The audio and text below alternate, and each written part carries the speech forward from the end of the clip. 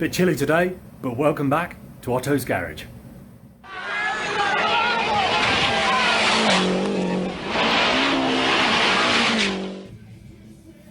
Well, we've had the front anti-roll bar come back from the powder coaters and it looks stunning. So I'm going to try and get some of the brackets sorted out so we can get that mounted. The simplest way to get these apart is basically just get a drill. So I've just had a normal drill and I've just drilled down in between the, or straight through the rubber, chewed it around a little bit. Obviously it's quite brittle, so it's come away quite easily. So now what we need to do is get that all cleaned off, which probably might involve a bit of an angle grinder or something like that. And then we can get these painted up and try and get them bolted back together to go on the car. Well, after a bit of work with the grinder to take off the rubber, and what I actually did was I took that outside, because what tends to happen is that when you put the grinder on it, it's like watching some smoking tyres go off down the road. So there's a lot of smoke generated, but in any event we've managed to get all of the rubber off, which was bonded onto these factory parts, and now the next stage really is that they've just been through the buffing machine, so we've taken all the crud off them as well. So they need painting up, and then we can, once we've got that done, we can get the bushes fixed onto them and hopefully get them put back on the car with that roll bar. Right, that's it then. So we've got the poly bushes on each end of the roll bar and they go into the wishbone. We've rebuilt all of the brackets, the location brackets. That's got the poly bush inside there, those Powerflex bushes. Same on the other side. And now I'm going to lift it up, and we've basically got a bolt through these holes here up into the underside of the car. I've just been underneath and cleaned the threads out with a what's that? It's an 8x125 tap in there, so we've tapped that out. So we should now be able to just get that lifted into place and hopefully get it bolted in. Whew. Right, well, it's taken a bit of getting in there, but we now have a front anti-roll bar. So you can see how that's located down there. We've got the top bracket bolted down through the wishbone with the poly bush in the end, and then the anti-roll disappears down under the car and she comes back up at the side. Let's just have a look underneath.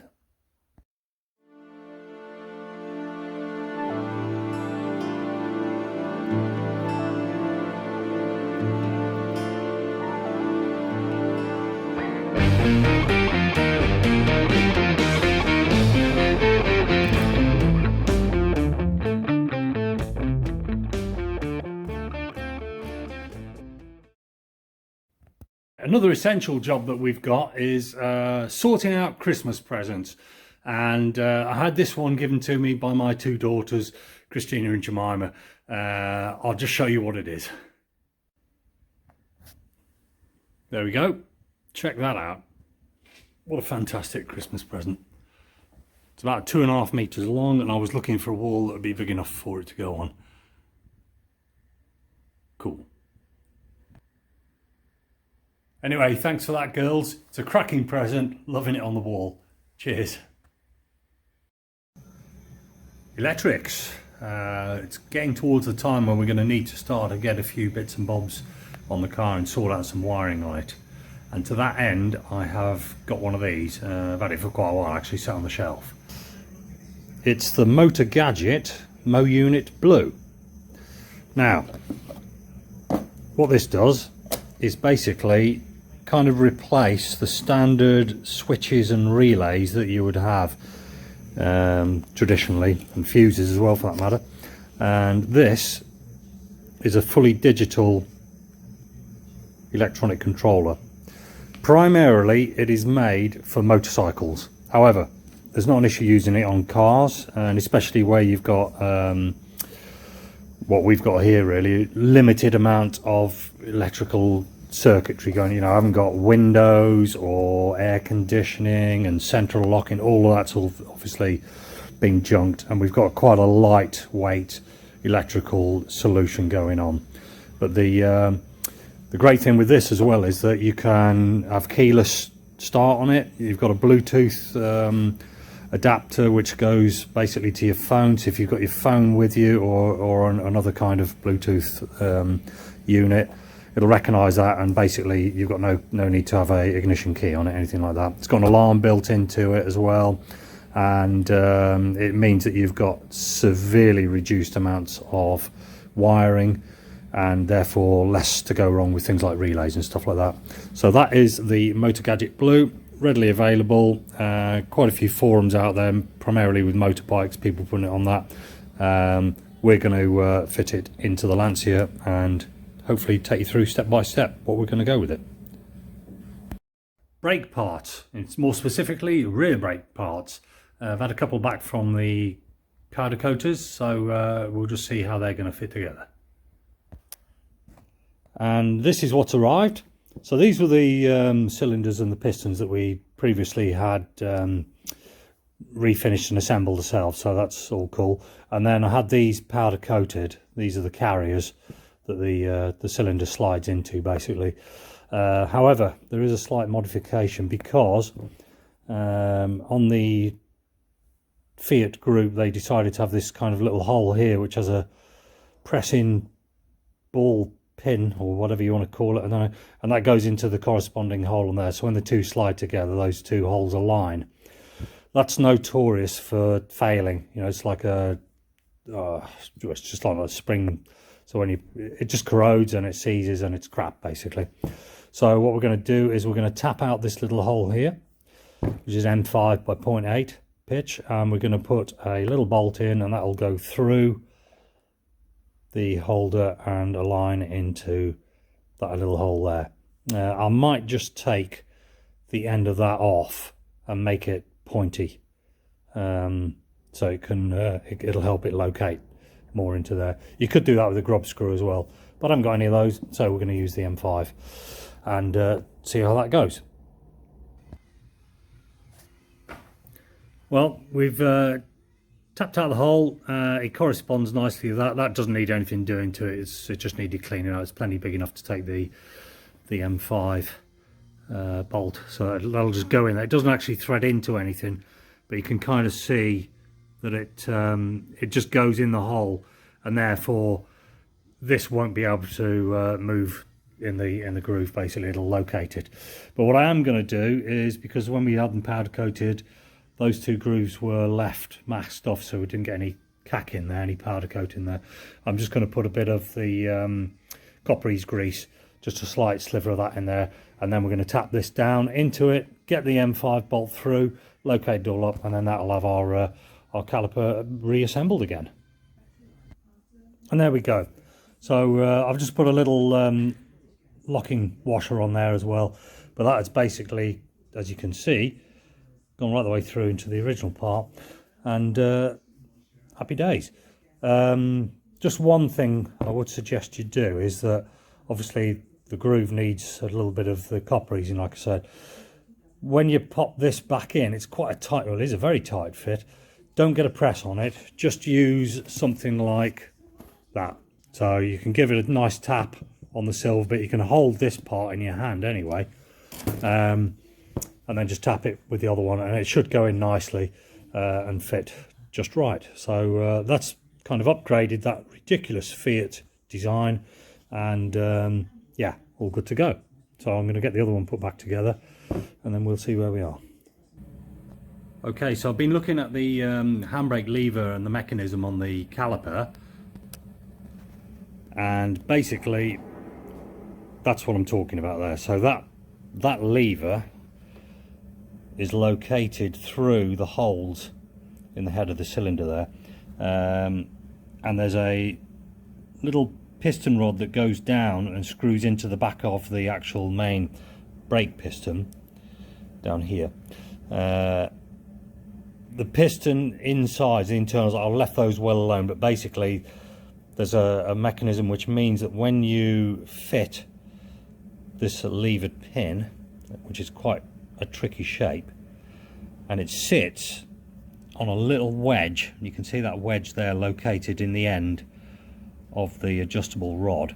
So there's a wedge in here, and it sits basically in that kind of offset groove on the end of the handbrake lever, so that when you apply the handbrake, it presses down on the end of that lever, and that in turn just pushes the cylinder out a fraction, just a fraction, which then grips onto the disc. So that's how the handbrake works.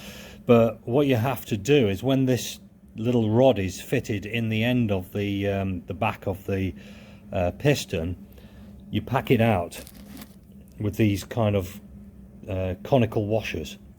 So there's two there. They're not flat, they've got a cone, and they act as a spring mechanism. When they're put together that way, you can see it looks like a little bit of a flying saucer. There's a gap in between them in the middle, but on the outside it's touching. So when they go together and they're compressed, they act just as a bit of a spring mechanism. And also the important thing with those is that you've got to get the right number of washers in there, because if you've got too many, you can't get this handbrake lever pin going through. It just won't fit. If you've got too few, it's too much slack, and then when you apply the handbrake lever, it's just all too wobbly and it doesn't press down. So you've got enough washers in there that it's just pretty much starting to bite fairly immediately, so that when you apply the handbrake, it then pushes the piston onto the back of the pad. So that's quite a tricky scenario to do, but a bit of trial and error really. If you've got too many washers, you can't get this pin through anyway. It won't go through the holes. If you've got too few, it's all floppy and slack, so you'll know where you are with that one. But if that isn't right, you're scuppered. The other thing I'm going to say as well is that if you have a look on the face of the piston, there's a groove on this side. That groove has got to be on this side where the bleed is, so it's got to be upright and parallel to that face. If it isn't, when you come to bleed it, it won't bleed correctly, and it won't work basically. So you've got to make sure they're twisted the correct way around. If they're horizontal or the other way around, it just won't work on there. Quite tricky, but that's the rear brake calipers assembled. The only thing I've got to do now is I need a couple of new O-rings, because the end of the rod where it comes through, see that little groove on it? The O-ring goes on there, and obviously that stops it all from travelling back out and falling to bits as it's being used. So I just need a couple of new circlips, not O-rings, a couple of new circlips to go on there, and then we should be good to go. Okay, right, this is the pad carrier. That's the item that gets bolted up onto the hub, so that's from those two bolts, and that goes through the back. The pad themselves have a little clip which goes on the top there, and then subsequently it's located in the bottom of the carrier, and then there's just that spring clip on the top, so it's basically to stop it rattling around and just locate it in. Quite straightforward to put that in there. These two springs here, basically when you put the caliper into the carrier, they sit down on there, so they squeeze in between. And I'll just take you over to the car and you can have a look at the one that I've just done. Okay, so you can see basically the spring underneath, and the caliper is coming through and sits on that spring, and then you've got this wedge kind of chock mechanism that goes in. So when the caliper is mounted in over the brakes, that's a bit hard to see that, just bear with. We're going to just put a bit of light on it, that's better. Okay, so you can see the spring clip underneath there, and where the caliper comes through, that sits on top of that clip. And then basically you've got this little chock which slides in between the carrier and the caliper itself. That is then held in place, number one, by this divot at this end, so you can see a raised part there, and then on the inside there's a little hole, and it has a split pin in it. So this little guy here, it's got a split pin that just pushes into the hole. You can get around there, you can see that, like that. But basically it's quite straightforward. Yeah, so you put the carrier on, you put the pads in the carrier over the disc, and then basically the caliper then slides, drops inside it, locates on top of the two spring clip mechanisms, and then you just slide and drive. You know, just give them a tap with a soft hammer in, and then basically the whole thing's located up. So the only thing that we've got to do next is sort out on the inside what's occurring with the handbrake mechanism. This ideally should have a rubber dust boot over it, so it's all covered over and stops the dirt getting into that mechanism there, which you'd definitely need on a road car, or if it was a rally car. I'm just going to see how we get on with that. I may well fit them, I may well not. We'll just have to have a look. The only other issue that I have got is we've got some very tight clearance down here between our hub-centric spacer and the actual carrier itself. There's nothing catching, but we'll see what we're like. Absolute worst case scenario is the back of the hub-centric would need turning down on a lathe. Just take a little bit off the back of that to give a bit more clearance. But I'll see how we go with that, and then we can basically R&D it as we go along. But that's the rear brakes done. Okay, engine. So I've had the block cleaned off, and I've taken that away to the engineer, and he's going to just skim the top of the deck off it, just a real minute bit, so that we can get a good face on it. We don't want to reduce any area there and you know, increase compression. Basically, we're trying to reduce compression, in fact. So we've just taken that for a quick skim. We'll see what that looks like when it comes back. But in the meantime, we're going to have a look at this, which is, I'm sure you know, the turbo. So that needs a clean up, need to have a look at it. There is a bit of play in it, and I think it needs, well, it definitely needs a new bearing kit in it. So I'm just going to show you how we can save a few quid on that. I think one of those turbos is probably, hell, £350 upwards, depending what occurs with it. And I think we have got a good service fix on it, which is considerably cheaper. Standard turbo, and it's a T3 from what I can identify on it. Doesn't actually have a badge on it anywhere, which they do usually have somewhere down here, I don't know. But in any event, it looks like, from what I can determine, it's just standard T3.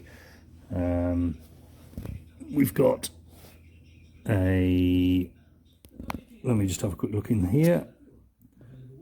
We've got a, yeah, it's a marking down there, AR.48, DH2, M4 up here as well. From what I can determine, it's just standard T3, and what I'm going to do is I'm going to split the compressor and take off the turbine housing as well, and then we'll be left with the central part, which has got the bearings, etc. in it. So let's have a look at that. Okay, so we've undone those bolts there. They come out quite easily. There's a locating piece as well, and it's obviously a good idea to put them kind of in the right order that you're going to be putting it back together again. So I've just got a couple of tubs there anyway, and then I've loosened these ones off as well. So we'll take those off, and then basically we should be able to release the compressor off the housing.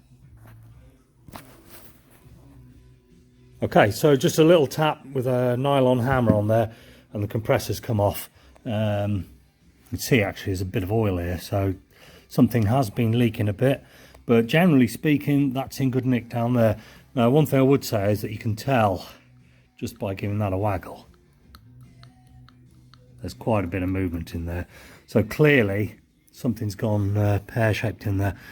But the blades themselves, they're alright. I don't think there's a slight mark on here, nothing major, but she does seem to have been okay.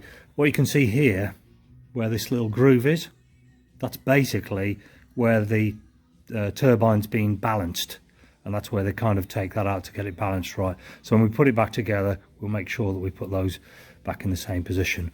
This nut on the end here is a left-hand thread, so that when the turbine's spinning, it basically doesn't come undone. But what I need to do first is take off the nuts and the clamp on the other side. So I'm going to remove this this water pipe first anyway.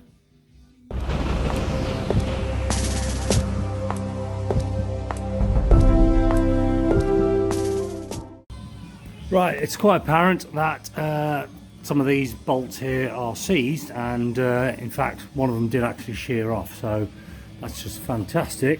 However, I have managed to get, yeah, this is the one that's sheared, you can see that one, and the other one's tending to just round off the head. So we've got one here and one round here, which I've had to get the thin blade angle grinder on and just basically snip them. The other thing I would say as well is that if you look at the clearance on that one there, it's basically fouling on that water inlet, so you can't get this bolt out. So I'm guessing that what you have to do is kind of put that bolt into the ring and drop the housing back down on it and tighten that up. So that one ain't going to come out until we've split the housing, the rotation housing, which is this unit, from the turbine, exhaust turbine. So I've just given it a good liberal soak of WD anyway, and then we'll have a look and see if we can't split the two. I've just basically given that a good douse in WD, and I've just given it a tap, and you can just hear it go. So basically now that's the housing separated from our good friend the exhaust housing on that side. And again, I know there's a bit of soot and stuff around there. You'd expect that's an exhaust, but those blades actually are in good nick. So I think what we're going to do now is we're just going to clean this up, and then we can have a look and just see what's inside, basically. What I'm going to have to do though, obviously here where we've got these sheared bolts, they're going to have to be drilled out and retapped. So there's a little bit of work going on there really with the exhaust housing. Okay, so we took a look at the front end where we had these markings here for balance, and also on the exhaust side of it you've also got one in there as well as like a groove at that side. So when we look on the top, this recessed groove on the exhaust lines up with this one. You know, we've got a straight line running straight the way through. So what we've got to just make sure is that when we put it back together, we put it back together that way, and we don't twist it around another way. Okay, so don't believe everything you see on the internet. This knot here is not a left-hand thread. Basically, I'm undoing it as a normal righty-tighty, lefty-loosey. So basically, it's a normal thread, right-hand threaded knot. Hey ho, you learn something every 10 seconds. Okay, so when that knot is off, the turbine wheel just pops off. Simple as that. And there she is. You can see some more balance marks there on the inside as well. So I'm guessing that those numbers on there refer to pitch or something. Don't know, not really fussed about that at the moment. But we've still got that mark on the top, so we know which way around it's going to go anywhere when it goes back in. So we'll pop that on one side with the knot, and then we should be able to get that shaft out of the end, and that will push that way through to the exhaust housing on the back side. I'm hoping that without too much trouble that should just lift off, but I think what we need to do is just give it a little soft tap on the end.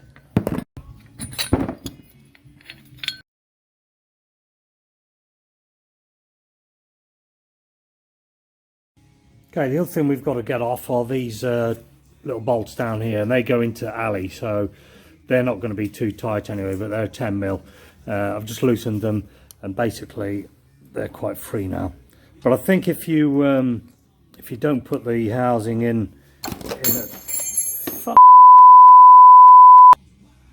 Okay, the other thing we've got to get off of these bolts here, there's two here and there's two on the underside as well. I've already freed them off, but it does help if you can mount it all in a vice kind of thing, and then at least they'll come out. They're not going to be too tight because they're threaded into alley from the cast section, so they've come out okay, so happy days. I'll just remove those.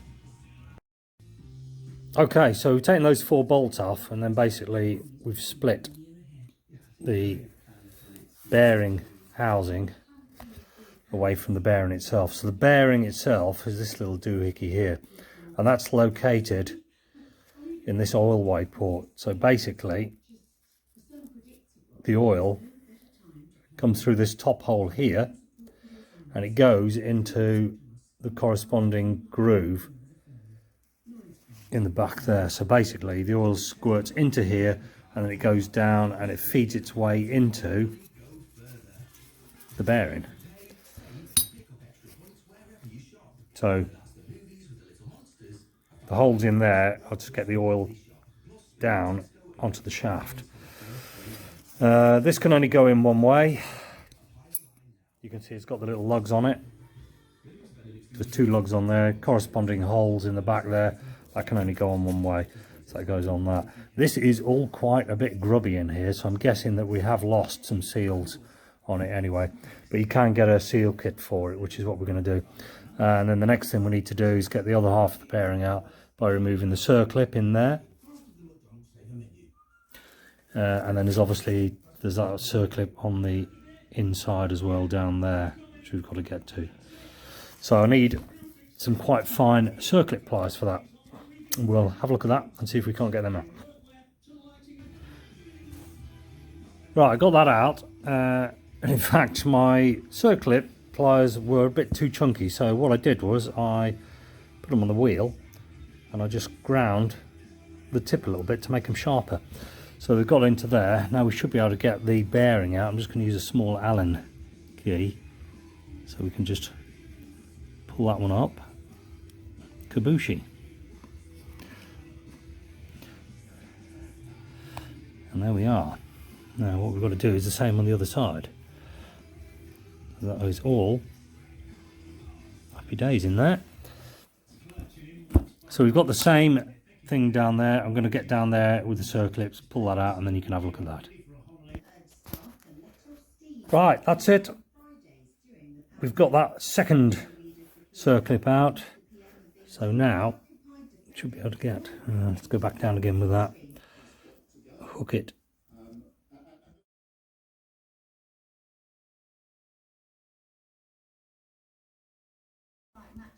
So you might find that fiddling around with the turbo like that is a bit of a pain in the bum. However, like I say, when you're looking at a rebuild on a turbo upwards of 350 quid, I can get a seal kit and a new bearing, 360 bearing kit for it for less than 30 quid. So I thought it was well worth a go at trying to rebuild the existing turbo, and then we can see how it goes. So the next stage really is get everything cleaned up, get that kit along, and then we can get it rebuilt. Okay, so in the next episode, hopefully we'll have that seal kit for the turbo and we can get that rebuilt, all being well. But in the meantime, I'm going to sign off. Thanks for watching Otto's Garage. I'll see you in the next episode, when hopefully as well we'll have that block back from the engineers and we can start that assembly of the crank, etc. into that engine. Happy days, see you soon.